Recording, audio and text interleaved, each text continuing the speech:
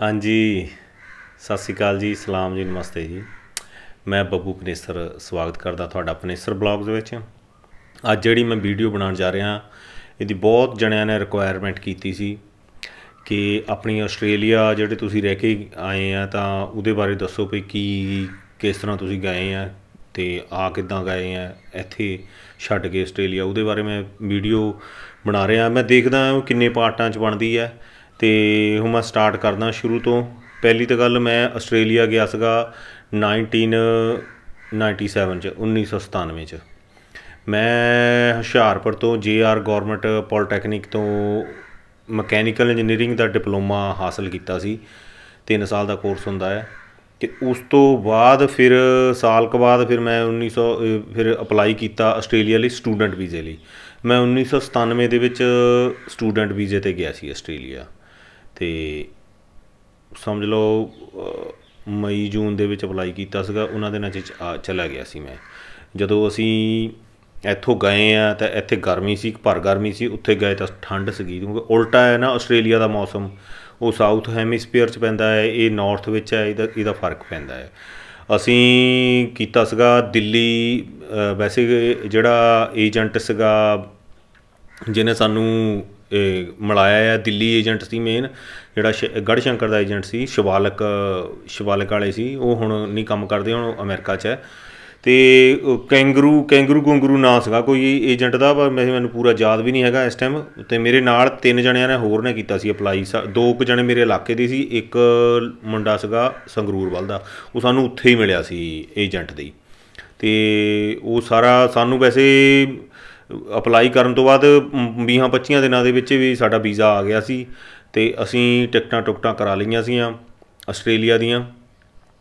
ਜਦੋਂ ਅਸੀਂ ਏਅਰਪੋਰਟ 'ਤੇ ਗਏ, ਏਅਰਪੋਰਟ 'ਤੇ ਜਾ ਕੇ ਮੈਂ ਤੁਹਾਨੂੰ ਵਾਕਿਆ ਸੁਣਾਉਣਾ ਏਅਰਪੋਰਟ ਦਾ ਕੀ ਹੋਇਆ। ਉਸ ਟਾਈਮ ਏਅਰਪੋਰਟ ਜਿਹੜੇ ਸੀਗੇ ਨਾ, ਹੁਣ ਵਰਗਾ ਨਹੀਂ ਹੈਗਾ, ਪਰ ਉਸ ਟਾਈਮ ਬਹੁਤ ਜ਼ਿਆਦਾ ਖੱਜਲ ਖੁਆਰੀ ਹੁੰਦੀ ਸੀ ਪੰਜਾਬੀਆਂ ਦੀ ਸਪੈਸ਼ਲੀ। ਉਹਨੇ ਦੇਖ ਲਿਆ ਵੀ ਪੰਜਾਬੀ ਮੁੰਡੇ ਆਏ ਆ, ਇਹ ਚੱਲੇ ਆਸਟ੍ਰੇਲੀਆ ਨੂੰ, ਵੀਜ਼ੇ ਵੀ ਵੈਲਿਡ ਸੀਗੇ। ਤਾਂ ਸਾਨੂੰ ਇਮੀਗ੍ਰੇਸ਼ਨ 'ਤੇ ਰੋਕ ਲਿਆ। ਤਾਂ ਅੱਗੇ ਸਾਨੂੰ ਕਹਿੰਦਾ ਵੀ ਤੁਸੀਂ ਇਸ ਸਾਈਡ ਨੂੰ ਹੋ ਜਾਓ। ਅਤੇ ਅਸੀਂ ਸੀਗੇ, ਦੇਖੋ ਇੱਧਰ ਅਸੀਂ ਪਿੰਡਾਂ ਵਾਲੇ ਮੁੰਡੇ ਸੀਗੇ। ਸਾਨੂੰ ਹਜੇ ਐਡਾ ਕੋਈ ਪਤਾ ਵੀ ਨਹੀਂ ਸੀਗਾ। ਐਵੇਂ ਦੱਸ ਦੇਈਏ ਵੀ ਬਹੁਤ ਜ਼ਿਆਦਾ ਨੌਲੇਜ ਵੀ ਸੀਗੀ ਨਾ।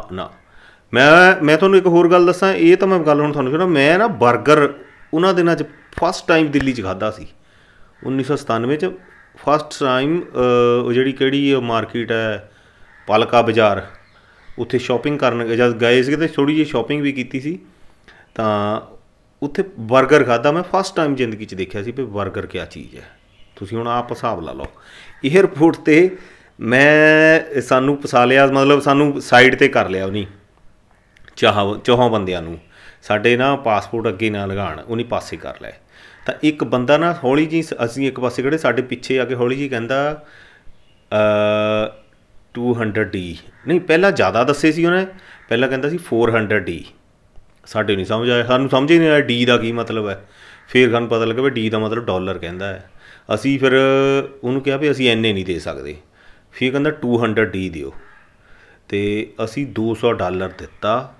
ਸਿੱਧੀ ਤੁਹਾਨੂੰ ਦੱਸ ਦੇਈਏ, ਡਰਦੇ ਸੀਗੇ ਯਾਰ। ਅਸੀਂ ਕਿਹਾ ਸਾਡਾ ਐਵੇਂ ਫਸ ਨਾ ਜਾਈਏ, ਇੱਥੇ ਹੀ ਨਾ ਰਹਿ ਜਾਈਏ, ਉੱਧਰ ਪਲੇਨ ਸਾਡਾ ਲੰਘ ਜਾਣਾ। ਅਸੀਂ ਘਰਦਿਆਂ ਨੂੰ ਵੀ ਨਹੀਂ ਦੱਸਿਆ। ਅਸੀਂ ਫਿਰ ਸਾਡੇ ਕੋਲ ਜਿਹੜੇ ਸਾਨੂੰ ਮਨੀ ਦਿੱਤੀ ਸੀ, ਸਾਨੂੰ ਘਰਦਿਆਂ ਨੇ $1000 ਦਿੱਤਾ ਸੀ ਕੈਸ਼।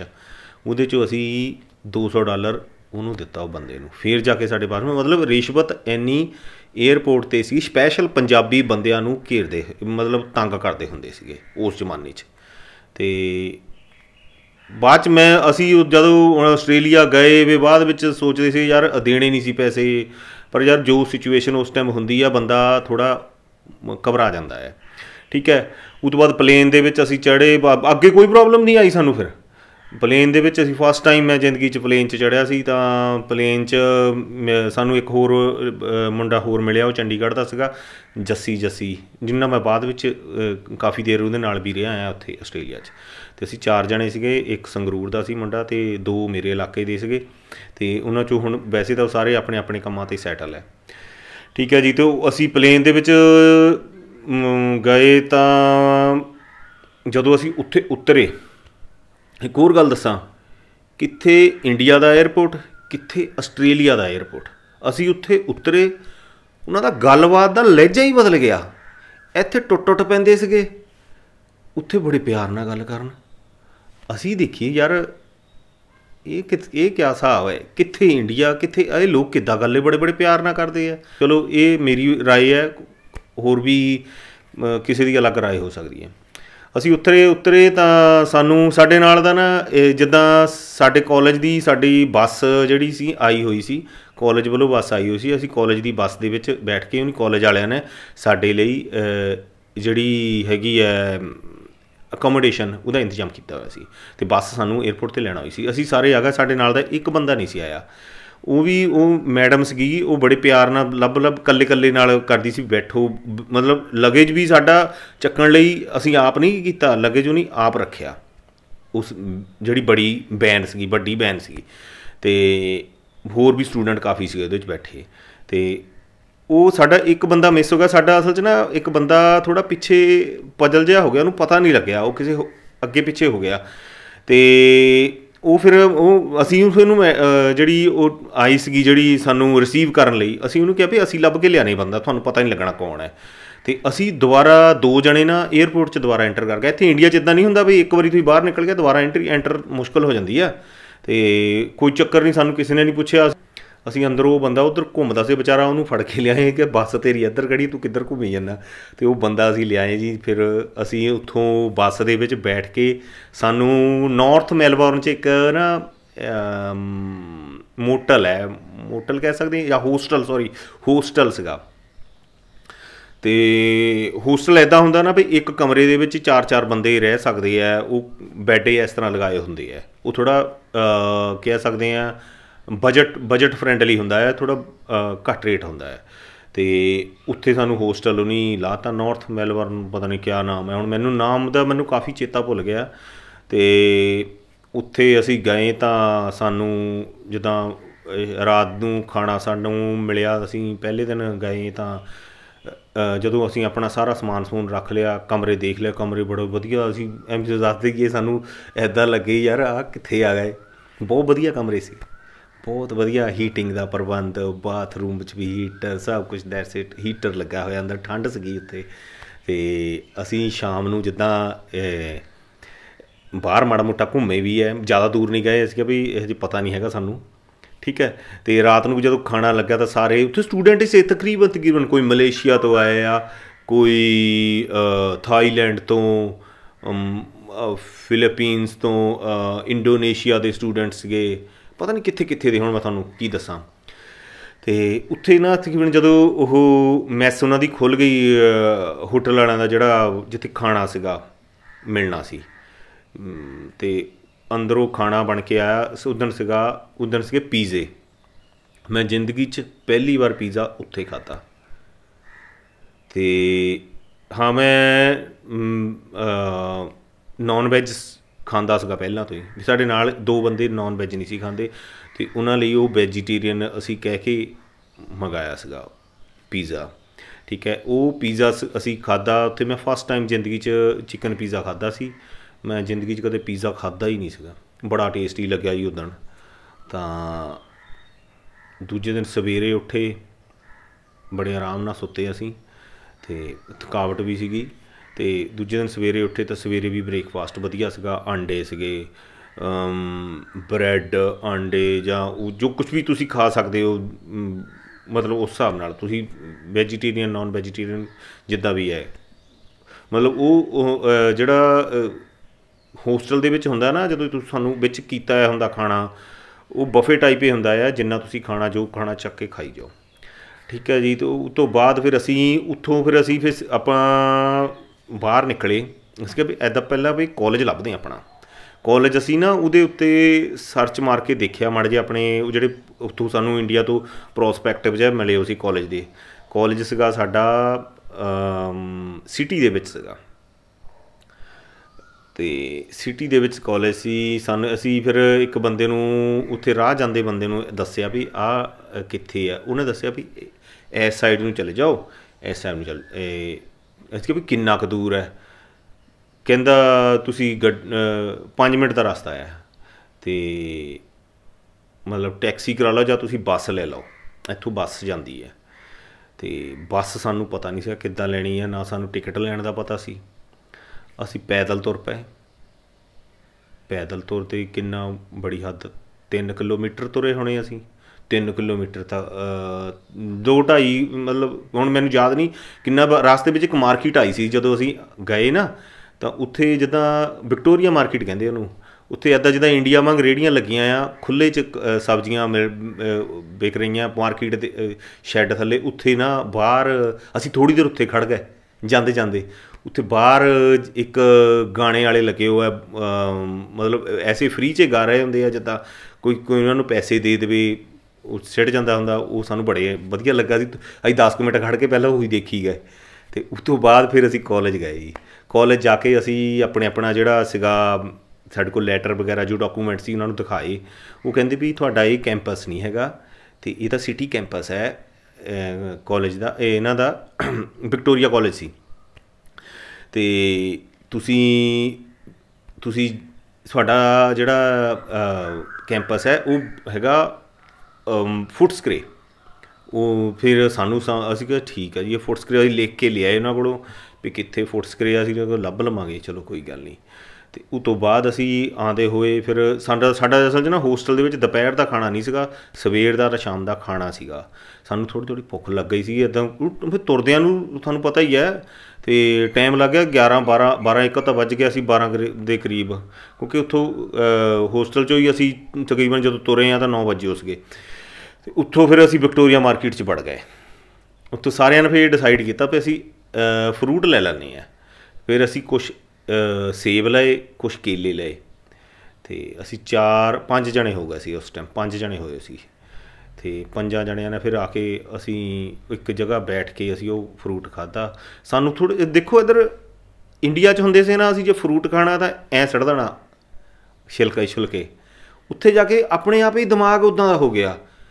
ਅਸੀਂ ਫਰੂਟ ਚੱਕ ਕੇ ਬਿੰਨ ਦੇ ਵਿੱਚ ਪਾਏ ਛਿਲਕੇ ਬੜੇ ਆਰਾਮ ਨਾਲ। ਮਤਲਬ ਬੰਦੇ ਦਾ ਮਾਇੰਡ ਆਪਣੇ ਆਪ ਚੇਂਜ ਹੋ ਜਾਂਦਾ ਉਸ ਦੇਸ਼ ਦੇ ਹਿਸਾਬ ਨਾਲ। ਅਤੇ ਉਹ ਸਾਨੂੰ ਵਧੀਆ ਲੱਗੀ ਮਾਰਕੀਟ। ਅਸੀਂ ਉਸ ਮਾਰਕੀਟ 'ਚ 2-2.5 ਘੰਟੇ ਘੁੰਮਦੇ ਰਹੇ ਅਤੇ ਦੇਖਦੇ ਰਹੇ ਕਿੱਦਾਂ ਵੀ ਕਿਆ ਹੋ ਰਿਹਾ, ਕਿਆ ਵਿਕ ਰਿਹਾ ਆ, ਅਤੇ ਹੋਰ ਕਈ ਚੀਜ਼ਾਂ ਦੇਖਦੇ ਰਹੇ ਸਾਰਾ ਦਿਨ। ਫਿਰ ਘੁੰਮ ਫਿਰ ਕੇ ਅਸੀਂ ਫਿਰ ਦੁਬਾਰਾ ਵਾਪਸ ਹੋਸਟਲ ਆ ਗਏ। ਹੋਸਟਲ ਆ ਕੇ ਫਿਰ ਅਸੀਂ ਆਪਣੇ ਰੂਮ 'ਚ ਬੈਠੇ, ਫਿਰ ਗੱਲਾਂ ਬਾਤਾਂ ਕਰਨ ਲੱਗ ਪਏ। ਅਤੇ ਸ਼ਾਮ ਨੂੰ ਫਿਰ ਖਾਣਾ ਜਿਹੜਾ ਮੈਂ ਖਾਧਾ, ਮੈਂ ਉਹਦੀ ਵੀ ਤੁਹਾਨੂੰ ਦੱਸਦਾ ਗੱਲ। ਉਹ ਸੀਗਾ ਪਾਸਤਾ ਪੂਸਤਾ ਹੀ ਸੀਗਾ ਯਾਰ। ਉਹ ਸੇਮੀਆਂ ਨਾ ਮੋਟੀਆਂ ਜਿਹੀਆਂ ਸੇਮੀਆਂ ਸੀਗੀਆਂ, ਉਹ ਨਹੀਂ ਸਮਝ ਆਈਆਂ, ਭਟੇ ਜਿਹੇ ਸੀਗੇ, ਸਮਝ ਲਓ। ਸਾਨੂੰ ਸਵਾਦ ਹੀ ਨਹੀਂ ਲੱਗਾ। ਸਾਡਾ ਫਰੂਟ ਬਚਦਾ ਸੀ ਥੋੜ੍ਹਾ ਜਿਹਾ, ਅਸੀਂ ਨਾ ਮੈਂ ਉਹ ਅੱਧ ਪਚੱਧੀਆਂ ਛੱਡ ਦਿੱਤੀਆਂ। ਅਤੇ ਇੱਦਾਂ ਹੀ ਨਾ ਬਸ ਸਮਝ ਲਓ ਚੰਗਾ ਨਹੀਂ ਲੱਗਿਆ ਸੀ। ਉਹਨਾਂ ਨੂੰ ਦੱਸ ਵੀ ਦਿੱਤਾ, ਸਾਨੂੰ ਸਵਾਦ ਨਹੀਂ ਆਇਆ। ਉਹ ਕਹਿੰਦੇ ਇੱਕੋ ਹੀ ਫੂਡ ਮਿਲਦਾ ਆ, ਇੱਕੋ ਹੀ ਬਣਾਉਣੀ ਹੈ। ਇਟੈਲੀਅਨ ਮੈਂ ਫਸਟ ਟਾਈਮ ਮੈਂ ਖਾਧਾ, ਮੈਨੂੰ ਚੰਗਾ ਨਹੀਂ ਲੱਗਿਆ ਉਹ। ਅਤੇ ਉਹ ਕਿਉਂਕਿ ਹੁਣ ਇੰਡੀਆ ਵਿੱਚ ਅਸੀਂ ਪਾਸਤਾ ਪੂਸਤਾ ਬਣਾਉਂਦੇ ਸੀ, ਮਸੂਲਾ ਲਾ ਕੇ ਵਧੀਆ ਬਣਾ ਲੈਂਦੇ ਹਾਂ, ਉਹ ਸਾਨੂੰ ਬੇਸਵਾਦਾ ਜਿਹਾ ਲੱਗਾ ਐਵੇਂ। ਬਾਅਦ ਵਿੱਚ ਜਦੋਂ ਰਾਤ ਨੂੰ ਦੁੱਧ ਪੀਣ ਲੱਗੇ ਹਾਂ ਤਾਂ ਉਹ ਸਾਡੇ ਮੂਹਰੇ ਜਿੱਦਾਂ ਦੁੱਧ ਇੱਕ ਜੱਗ ਰੱਖ ਕੇ ਜਾਂਦੇ ਹੁੰਦੇ ਦੁੱਧ ਦਾ, ਜਿੱਦਾਂ ਹੁਣ, ਅਤੇ ਅਸੀਂ ਉਹ ਜੱਗ ਪੂਰਾ ਪੀ ਗਏ ਦੁੱਧ ਦਾ। ਉਹ ਇੱਕ ਕੱਪ 'ਚ ਪਾ ਕੇ ਪੀਣਾ ਹੁੰਦਾ ਹੈ, ਅਸੀਂ 2-2 3-3 ਕੱਪ ਪੀਤੇ, ਭੁੱਖ ਲੱਗੀ ਹੋਈ ਸੀ। ਅਤੇ ਹੌਲੀ ਹੌਲੀ ਫਿਰ ਅਗਲੇ ਕੁਛ ਦਿਨਾਂ 'ਚ ਤਾਂ ਅਸੀਂ ਹੋ ਗਏ ਉਸ ਤਰ੍ਹਾਂ ਦੇ ਫੂਡ ਦੇ ਮੁਤਾਬਕ, ਕਿਉਂਕਿ ਇੰਡੀਅਨ ਫੂਡ ਨਹੀਂ ਨਾ ਉੱਥੇ ਮਿਲਦਾ। ਅਤੇ ਫਿਰ 3rd ਡੇ, ਤੀਜੇ ਦਿਨ ਅਸੀਂ ਫਿਰ ਇਹ ਡਿਸਾਈਡ ਕੀਤਾ ਰਾਤ ਨੂੰ ਵੀ ਅਸੀਂ ਫੁੱਟਸਕਰੇ ਜਾਣਾ ਆ ਆਪਣੇ ਕਾਲਜ। ਅਤੇ ਉੱਥੇ ਜਾ ਕੇ ਫਿਰ ਅਸੀਂ ਦੇਖਦੇ ਹਾਂ ਵੀ ਕੀ ਕਰਨਾ ਆ ਕਾਲਜ। ਫਿਰ ਅਸੀਂ ਬਾਹਰ ਨਿਕਲੇ। ਬਾਹਰ ਨਿਕਲਣ ਤੋਂ ਬਾਅਦ ਅਸੀਂ ਪਹਿਲਾਂ ਤਾਂ ਉਹਦੀ ਰਿਸੈਪਸ਼ਨ 'ਤੇ ਹੀ ਪੁੱਛ ਲਿਆ ਆਪਣੇ ਹੋਸਟਲ ਦੀ, ਅਤੇ ਵੀ ਫੁੱਟਸਕਰੇ ਕਿੱਦਾਂ ਜਾਏ। ਉਹਨੇ ਦੱਸਿਆ ਵੀ ਇੱਥੇ ਕੋਲ ਹੀ ਰੇਲਵੇ ਸਟੇਸ਼ਨ ਹੈ, ਉੱਥੋਂ ਤੁਸੀਂ ਮੈਟਰੋ ਫੜੋ ਅਤੇ ਅਗਲੇ ਇੱਕ ਸਟੇਸ਼ਨ ਛੱਡ ਕੇ ਫੁੱਟਸਕਰੇ ਆਉਣਾ ਹੈ। ਠੀਕ ਹੈ ਜੀ। ਅਤੇ ਅਸੀਂ ਥੱਲੇ ਉਤਰ ਗਏ। ਫਿਰ ਉਤਰਦੇ ਉਹਨੇ ਸਾਨੂੰ ਇੱਕ ਸਟਰੀਟ ਦੱਸ ਦਿੱਤੀ ਵੀ ਆਹ ਸਟਰੀਟ ਚੱਲ ਜਿਓ, ਇੱਥੇ ਨਾਲੇ ਹੀ ਹੈ। ਇੱਕ ਬਾਹਰ ਇੱਦਾਂ ਹੁੰਦਾ ਹੈ ਵੀ ਤੁਸੀਂ ਮਾੜਾ ਜਿਹਾ ਜਾਓ, ਤੁਹਾਨੂੰ ਨਾ ਜਿਹੜੇ ਸਾਈਨ ਵਗੈਰਾ ਵਧੀਆ ਮਿਲ ਜਾਂਦੇ ਆ, ਪਤਾ ਲੱਗ ਜਾਂਦਾ ਵੀ ਰੇਲਵੇ ਕਿੱਧਰ ਹੈ। ਇੱਕ ਉੱਥੇ ਨਾ ਮੈਲਬੌਰਨ ਦੇ ਵਿੱਚ ਨਕਸ਼ੇ ਵੀ ਬਣਾ ਕੇ ਲਾਏ ਹੋਏ ਹੈ, ਮੈਪਸ, ਉੱਥੋਂ ਅਸੀਂ ਆਪਣਾ ਦੇਖ ਲਿਆ ਵੀ ਕਿੱਧਰ ਨੂੰ ਜਾਣਾ ਹੈ। ਪਰ ਜਦ ਅਸੀਂ ਨਾ ਇੱਕ ਜਗ੍ਹਾ ਜਾ ਕੇ ਸਾਡੇ ਸਮਝ ਨਾ ਆਵੇ, ਫਿਰ ਇੱਕ ਗੋਰੀ ਪਿੱਛੋਂ ਤੁਰੀ ਆਉਂਦੀ ਸੀ। ਫਿਰ ਅਸੀਂ ਉਹਨੂੰ ਗੋਰੀ ਨੂੰ ਪੁੱਛਿਆ ਵੀ ਅਸੀਂ ਨਾ ਸਾਡਾ 3rd ਡੇ ਹੈ, ਅਸੀਂ ਸਟੂਡੈਂਟ ਹੈ, ਅਸੀਂ ਆਪਣੇ ਕਾਲਜ ਜਾਣਾ ਫੁੱਟਸਕਰੇ ਵਿਕਟੋਰੀਆ ਕਾਲਜ, ਅਤੇ ਅਸੀਂ ਕਿੱਦਾਂ ਜਾਈਏ, ਸਾਡੇ ਸਮਝ ਨਹੀਂ ਆ ਰਿਹਾ ਕੁਛ ਵੀ। ਉਹ ਦੇਖੋ ਲੋਕ ਕਿੰਨੇ ਵਧੀਆ ਹੈਲਪਫੁੱਲ, ਅਤੇ ਮੈਨੂੰ ਇਹ ਚੀਜ਼ ਬਹੁਤ ਵਧੀਆ ਲੱਗੀ। ਅਤੇ ਉਹ ਕਹਿੰਦੀ ਮੈਂ ਵੀ ਰੇਲਵੇ ਸਟੇਸ਼ਨ ਹੀ ਜਾ ਰਹੀ ਹਾਂ, ਤੁਸੀਂ ਮੇਰੇ ਨਾਲ ਚੱਲੋ, ਤੁਹਾਨੂੰ ਟਿਕਟ ਲੈਣੀ ਆਉਂਦੀ? ਮੈਂ ਕਿਹਾ ਨਹੀਂ ਸਾਨੂੰ ਨਹੀਂ ਆਉਂਦੀ। ਕਹਿੰਦੇ ਤੁਹਾਨੂੰ ਮੈਂ ਟਿਕਟ ਵੀ ਲੈ ਕੇ ਤੁਹਾਨੂੰ ਦੱਸੂਗੀ ਵੀ ਕਿੱਦਾਂ ਟਿਕਟ ਲੈਣੀ ਮਸ਼ੀਨ ਤੋਂ। ਠੀਕ ਹੈ ਜੀ, ਅਸੀਂ ਨਾਲ ਉਹਦੇ ਤੋਂ ਚੱਲ ਪਏ, ਅਤੇ ਉੱਥੇ ਜਾ ਕੇ ਉਹਨੇ ਸਾਨੂੰ ਮਸ਼ੀਨ 'ਤੇ ਟਿਕਟ ਲੈਣੀ ਦੱਸੀ। ਉਹਨੇ ਸਾਨੂੰ ਦੱਸਿਆ ਵੀ ਇੱਕ ਟਿਕਟ ਹੁੰਦੀ ਪੂਰੇ ਦਿਨ ਦੀ, ਉਹ ਆਉਂਦੀ ਸੀ $5 ਦੀ, ਅਤੇ ਇੱਕ ਟਿਕਟ ਆਉਂਦੀ ਹੈ ਕੁਛ ਘੰਟੇ ਦੀ ਹੁੰਦੀ ਹੈ, ਅਤੇ ਉਹਦਾ ਹਿਸਾਬ ਸੀਗਾ ਕੋਈ, ਹੁਣ ਮੈਨੂੰ ਡਾਲਰਾਂ ਦਾ ਜਾਂ ਚੇਤਾ ਨਹੀਂ ਹੈਗਾ। ਅਤੇ ਉਹ ਅਸੀਂ ਫਿਰ ਪੂਰੇ ਦਿਨ ਵਾਲੀ ਸਾਰਿਆਂ ਨੇ ਲਈ। ਹੁਣ ਸਾਨੂੰ ਪਤਾ ਨਹੀਂ ਨਾ ਸੀਗਾ ਵੀ ਅਸੀਂ ਕਿੰਨੇ ਵਜੇ ਮੁੜਨਾ ਆ, ਅਤੇ ਹੁਣ ਪਤਾ ਨਹੀਂ ਕੀ ਹਿਸਾਬ ਕਿਤਾਬ ਮੈਟਰੋ ਦਾ, ਉਸ ਟਾਈਮ ਇੱਦਾਂ ਹੀ ਕੁਛ ਹੁੰਦਾ ਸੀ। ਅਤੇ ਅਸੀਂ ਉਹ ਟਿਕਟ ਲੈ ਕੇ ਚੜ੍ਹ ਗਏ, ਅਤੇ ਫਿਰ ਅਸੀਂ ਜਦੋਂ ਫੁੱਟਸਕਰੇ ਆਇਆ ਨਾ, ਅਤੇ ਕਿਉਂਕਿ ਹੁਣ ਤੁਸੀਂ ਦਿੱਲੀ ਮੈਟਰੋ 'ਚ ਚੜ੍ਹੇ ਹੋਣੇ ਆ ਸਾਰੇ ਜਣੇ, ਅਨਾਊਂਸਮੈਂਟ ਹੋਣ ਲੱਗ ਪੈਂਦੀ ਨਾ ਕਿਹੜਾ ਸਟੇਸ਼ਨ ਆਉਣਾ ਹੈ, ਅਤੇ ਅਸੀਂ ਫੁੱਟਸਕਰੇ ਉਤਰ ਗਏ। ਉਤਰ ਕੇ ਫਿਰ ਉਤਰਦੇ ਸਾਰੇ ਹੀ ਸਾਨੂੰ ਪੁੱਛ ਲਿਆ ਸੀ ਕਿਸੇ ਬੰਦੇ ਨੂੰ ਵੀ ਕਾਲਜ ਜਾਣਾ, ਉਹਨੇ ਵੀ ਦੱਸਤਾ ਵੀ ਆਹ ਸਿੱਧੀ ਸਟਰੀਟ ਜਾਓ, ਇੱਥੋਂ ਬਸ ਤੁਸੀਂ ਕਿਸੇ ਪਾਸੇ ਨਹੀਂ ਮੁੜਨਾ, ਮਾੜਾ ਜਿਹਾ ਇੱਕ ਮੋੜ ਹੈ, ਅਤੇ ਮਤਲਬ ਇਸ ਰੋਡ ਦੇ ਨਾਲ ਹੀ ਰਹਿਣਾ ਹੈ। ਅਤੇ ਅਸੀਂ ਗਏ ਅੱਗੇ, ਸਾਨੂੰ ਆਪਣਾ ਫੁੱਟਸਕਰੇ ਕੈਂਪਸ ਮਿਲ ਗਿਆ, ਅਤੇ ਅਸੀਂ ਉੱਥੇ ਗਏ, ਆਪਣੇ ਕਾਗਜ਼ ਪੱਤਰ ਦਿੱਤੇ, ਆਪਣੇ ਸਾਡੇ ਆਈਡੈਂਟੀ ਕਾਰਡ ਉੱਧਰ ਨੂੰ ਨਹੀਂ ਬਣਾ ਦਿੱਤੇ ਕਾਲਜ ਦਾ ਜਿਹੜਾ ਹੁੰਦਾ ਹੈ, ਅਤੇ ਸਾਨੂੰ ਸਾਰਾ ਟਾਈਮਿੰਗ ਦੱਸ ਦਿੱਤੀ ਹੈ ਵੀ ਇੰਨੇ ਵਜੇ ਤੁਸੀਂ ਆਉਣਾ ਹੈ ਇਸ ਤਰੀਕ ਨੂੰ। ਸਾਨੂੰ 3-4 ਦਿਨ ਰਹਿੰਦੇ ਸੀ, 3-4 ਦਿਨ ਤੋਂ ਬਾਅਦ ਕਲਾਸਾਂ ਸ਼ੁਰੂ ਹੋਣੀਆਂ ਹੈ, ਅਤੇ ਉਹ ਤੁਹਾਡਾ ਇੱਧਰ ਕਲਾਸਾਂ ਹੋਣੀਆਂ ਹੈ, ਅਤੇ ਸਾਰਾ ਕੁਛ ਅਸੀਂ ਕਲੀਅਰਲੀ ਉਹਨਾਂ ਤੋਂ ਪੁੱਛ ਲਿਆ। ਅਤੇ ਉਸ ਤੋਂ ਬਾਅਦ ਫਿਰ ਅਸੀਂ ਫੁੱਟਸਕਰੇ ਮਾਰਕੀਟ 'ਚ ਵੜ ਗਏ, ਅਤੇ ਉਹ ਸਾਹਮਣੇ ਮਾਰਕੀਟ ਹੈ, ਚਾਈਨੀਜ਼ ਜ਼ਿਆਦਾ ਸੀਗੇ ਉਸ ਟਾਈਮ ਉੱਥੇ, ਚਾਈਨੀਜ਼ ਫੁੱਟਸਕਰੇ ਦੇ ਵਿੱਚ, ਅਤੇ ਉਹ ਅਸੀਂ ਦੇਖਦੇ ਰਹੇ। ਫਿਰ ਅਸੀਂ ਦੁਬਾਰਾ ਫਿਰ ਆ ਗਏ ਵਾਪਸ। ਉੱਥੇ ਸਾਨੂੰ ਇੱਕ ਅੱਧਾ ਬੰਦਾ ਮੁੰਡਾ ਵੀ ਸਟੂਡੈਂਟ ਵੀ ਮਿਲੇ, ਅਸੀਂ ਉਹਨਾਂ ਨੂੰ ਪੁੱਛਿਆ ਵੀ ਅਸੀਂ ਹੋਸਟਲ 'ਚ ਰਹਿ ਨਹੀਂ ਸਕਦੇ, ਕਿਉਂਕਿ ਹੋਸਟਲ ਦਾ ਖਰਚਾ ਤਾਂ ਪੈਂਦਾ ਸੀ ਡੇਲੀ ਦਾ, ਫ੍ਰੀ ਨਹੀਂ ਸੀਗਾ। ਇੱਥੇ ਸਾਨੂੰ ਏਜੰਟ ਨੇ ਇਹ ਦੱਸਿਆ ਸੀਗਾ ਵੀ ਜਿਹੜਾ ਹੋਸਟਲ ਹੈ ਜਿੱਥੇ ਜਾ ਰਹੇ ਆ ਤੁਸੀਂ, ਉਹ ਜੀ ਤੁਹਾਨੂੰ ਕਾਲਜ ਵੱਲੋਂ ਤੁਹਾਨੂੰ ਅਕੋਮੋਡੇਸ਼ਨ ਮਿਲਣੀ ਕੋਈ ਨਹੀਂ ਸੀ, ਉਹਦਾ ਖਰਚਾ ਸਾਨੂੰ ਡੇਲੀ ਪੈਂਦਾ ਸੀ ਹੋਸਟਲ ਦਾ। ਅਤੇ ਅਸੀਂ ਰੂਮ ਵਗੈਰਾ ਕਿੱਦਾਂ ਲੈਣਾ ਕਿਹਾ, ਫਿਰ ਉਹਨੇ ਦੱਸਿਆ ਵੀ ਤੁਹਾਨੂੰ ਕੋਈ ਐਡਾ ਘਬਰਾਉਣ ਦੀ ਲੋੜ ਨਹੀਂ, ਤੁਸੀਂ ਜਿੱਥੇ ਵੀ ਰੂਮ ਲੈਣਾ ਹੈ ਨਾ, ਉੱਥੇ ਜਿਹੜਾ ਏਜੰਟ ਹੁੰਦਾ ਆ, ਉਹ ਕਿਹੜਾ ਰੀਅਲ ਸਟੇਟ ਏਜੰਟ, ਉਹਦੇ ਕੋਲ ਜਾਓ, ਉਹਨੇ ਤੁਹਾਨੂੰ ਕੋਈ ਵੀ, ਤੁਸੀਂ 4-5 ਜਣੇ ਆ, ਤੁਸੀਂ ਇੱਕ ਘਰ ਲੈ ਲਓ, ਅਤੇ ਛੋਟਾ ਜਿਹਾ, ਅਤੇ ਉੱਥੇ ਤੁਸੀਂ ਰਹਿ ਸਕਦੇ ਹੋ, ਤੁਹਾਡੀ ਕੋਈ ਚੱਕਰ ਨਹੀਂ ਹੈਗਾ ਤੁਹਾਨੂੰ। ਫਿਰ ਅਸੀਂ ਉਸ ਬੰਦੇ ਨੇ ਇਹ ਗੱਲ ਕਿਹਾ ਸੀ ਕਿ ਵੀ ਇੱਥੇ ਅਸੀਂ ਫੁੱਟਸਕਰੇ 'ਚ ਲੈ ਲੈਂਦੇ, ਕਹਿੰਦਾ ਇੱਥੇ ਨਾ ਲਓ, ਇੱਥੇ ਨਹੀਂ ਰਹਿੰਦੇ, ਆਪਣੇ ਜਿੱਥੇ ਪੰਜਾਬੀ ਜ਼ਿਆਦਾ ਥੋੜ੍ਹਾ ਬਹੁਤਾ ਰਹਿੰਦੇ ਉੱਥੇ ਲੈਣ ਦੀ ਕੋਸ਼ਿਸ਼ ਕਰੋ, ਕਿਉਂਕਿ ਇੱਥੇ ਮੈਟਰੋ ਹੈ, ਤੁਸੀਂ ਅੱਧੇ ਘੰਟੇ 'ਚ ਤਾਂ ਆ ਜਾਇਆ ਕਰਨਾ ਕਾਲਜ, ਕੋਈ ਚੱਕਰ ਨਹੀਂ ਹੈਗਾ, ਅਤੇ ਉਹਨਾਂ ਉੱਧਰਲੀ ਸਾਈਡਾਂ 'ਤੇ ਤੁਹਾਨੂੰ ਕੰਮ ਵੀ ਮਿਲ ਜਾਣਾ ਹੈ। ਅਤੇ ਅਸੀਂ ਫਿਰ ਦੇਖਿਆ ਵੀ 1-2 ਬੰਦੇ ਸਾਨੂੰ ਮਿਲੇ, ਉਹ ਕੋਈ ਥੋਮਸਟਾਊਨ ਰਹਿੰਦਾ ਸੀ, ਥੋਮਸਟਾਊਨ ਨਾਰਥ ਦੇ ਵਿੱਚ ਹੈ, ਅਤੇ ਥੋਰਨਬਰੀ, ਥੋਮਸਟਾਊਨ, ਇੱਕ ਹੋਰ ਹੈਗਾ ਯਾਰ ਰੈਜ਼ਰਵਾਇਰ, ਐਪਿੰਗ, ਇਹਨਾਂ ਏਰੀਆ ਦੇ ਵਿੱਚ ਰਹਿੰਦੇ ਸੀਗੇ। ਇੱਕ ਹੋਰ ਹੈ ਯਾਰ, ਉਹ ਮੈਨੂੰ ਹੁਣ ਨਾਂ 'ਚ ਕਾਫੀ ਚੇਤੇ ਭੁੱਲ ਗਏ ਆ, ਅਤੇ ਹਾਂ ਮੈਪ ਦੇਖ ਕੇ ਮੈਨੂੰ ਚੇਤਾ ਆ ਜਾਣਾ ਹੈ, ਠੀਕ ਹੈ ਨਾ। ਅਤੇ ਮੈਨੂੰ ਸਾਲ ਵੀ ਕਾਫੀ ਹੋ ਗਏ ਆ ਉੱਥੋਂ ਆਏ ਨੂੰ, ਮੈਨੂੰ ਆਸਟ੍ਰੇਲੀਆ ਤੋਂ 21 ਸਾਲ ਹੋ ਗਏ, 20-21 ਸਾਲ ਤਾਂ ਹੋ ਗਏ ਆ। ਅਤੇ ਉਹ ਫਿਰ ਉੱਥੇ ਅਸੀਂ ਲਿਆ ਮਕਾਨ ਥੋਮਬਰੀ 'ਚ, ਸਾਨੂੰ ਥੋਮਬਰੀ 'ਚ ਮਿਲ ਗਿਆ ਮਕਾਨ, ਠੀਕ ਮਿਲ ਗਿਆ। ਅਤੇ ਉੱਥੇ ਵੀ ਇੱਕ ਨਵੀਂ ਗੱਲ ਹੋਈ, ਪਹਿਲਾਂ ਸਾਨੂੰ ਨਹੀਂ ਸੀ ਪਤਾ, ਅਣਜਾਣ ਸੀ। ਸ਼ਨੀਵਾਰੀ ਅਸੀਂ ਉੱਥੇ ਗਏ, ਅਤੇ ਫੋਨ ਉੱਥੇ ਪਹਿਲਾਂ ਹੀ ਹੁੰਦਾ ਹੈ ਵਿੱਚ, ਫੋਨ ਦੇ ਉੱਤੇ ਤੁਸੀਂ ਆਪਣੀ ਇਲੈਕਟ੍ਰੀਸਿਟੀ, ਪਾਣੀ, ਗੈਸ, ਜੋ ਕੁਛ ਵੀ ਹੈ ਇਹ ਤੁਸੀਂ ਕਨੈਕਸ਼ਨ ਚਲਵਾ ਸਕਦੇ ਹੋ, ਪਰ ਸਾਨੂੰ ਪਤਾ ਹੀ ਨਹੀਂ ਸੀਗਾ। ਅਸੀਂ ਸ਼ਨੀਵਾਰ ਇੱਦਾਂ ਹੀ ਸ਼ਾਮ 'ਤੇ ਹੀ ਹੋ ਗਿਆ, ਸਾਤੋਂ ਲੱਗਾ ਹੀ ਨਹੀਂ, ਸਾਨੂੰ ਇਹ ਪਤਾ ਹੀ ਨਹੀਂ ਸੀ ਵੀ ਇੱਦਾਂ ਲਵਾਉਣਾ ਵੀ ਹੈ। ਤਾਂ ਅਸੀਂ ਸ਼ਨੀਵਾਰ ਤਾਂ ਰਾਤ ਕੱਟ ਲਈ ਕਿਸੇ ਤਰ੍ਹਾਂ, ਨਾ ਖਾਣਾ ਪਕਾ ਸਕਦੇ, ਅਤੇ ਬਸ ਇੱਦਾਂ ਹੀ ਨਾ ਅਸੀਂ ਫਿਰ ਕਿਸ ਤਰ੍ਹਾਂ ਬਰੈਡ ਬਰੂਡ ਜਿਹਾ ਲਾ ਕੇ ਜੈਮ ਜੂਮ ਜਿਹਾ ਲਾ ਕੇ ਇੱਦਾਂ ਸਾਰਿਆ ਬਾਹਰ ਇੱਦਾਂ ਸਾਰਦੇ ਰਹੇ 2 ਦਿਨ ਸੰਡੇ ਤੱਕ। ਸੋਮਵਾਰ ਨੂੰ ਜਾ ਕੇ ਸਾਡੇ ਬਿਜਲੀ ਲੱਗੀ, ਗੈਸ ਬਿਜਲੀ ਸਾਰਾ ਕੁਛ ਸਾਡੇ ਇੱਦਾਂ ਹੀ ਬਿਨ ਉਹ ਤੋਂ ਬਗੈਰ ਕਰਦੇ ਗਏ। ਅਤੇ ਉਸ ਤੋਂ ਬਾਅਦ ਉੱਥੇ ਰਹੇ ਹਾਂ ਅਸੀਂ ਥੋਮਵਾਰੀ। ਅਤੇ ਬਾਕੀ ਦਾ ਹੁਣ ਕਾਫੀ ਹੋ ਗਿਆ ਹੈ ਇਸ ਟਾਈਮ ਵੀਡੀਓ, ਬਾਕੀ ਦੀ ਮੈਂ ਤੁਹਾਨੂੰ ਅਗਲੇ ਪਾਰਟ 'ਚ ਦੱਸੂਗਾ। ਅਤੇ ਕੁਛ ਫੋਟੋਆਂ ਮੈਂ ਤੁਹਾਨੂੰ ਦਿਖਾਈਆਂ ਹੈ, ਥੋੜ੍ਹਾ ਬਹੁਤੀਆਂ ਨਾਲ ਨਾਲ ਚਲਾ ਰਿਹਾ ਹੈ। ਅਤੇ ਸਾਰਾ ਹੀ ਤੁਹਾਨੂੰ ਮੈਂ ਗੱਲਬਾਤ ਦੱਸੂਗਾ। ਪਾਰਟ ਮੈਨੂੰ ਲੱਗਦਾ ਵੱਧ ਬਣ ਜਾਣੇ ਆ, ਅਤੇ ਨੈਕਸਟ ਟਾਈਮ ਤੁਹਾਨੂੰ ਮਿਲਦੇ ਆ। ਧੰਨਵਾਦ ਵੀਡੀਓ ਦੇਖਣ ਲਈ, ਅਤੇ ਜੁੜੇ ਰਹੋ ਨੈਕਸਟ ਪਾਰਟ ਦੇ ਨਾਲ। ਅਤੇ ਰੱਬ ਰਾਖਾ।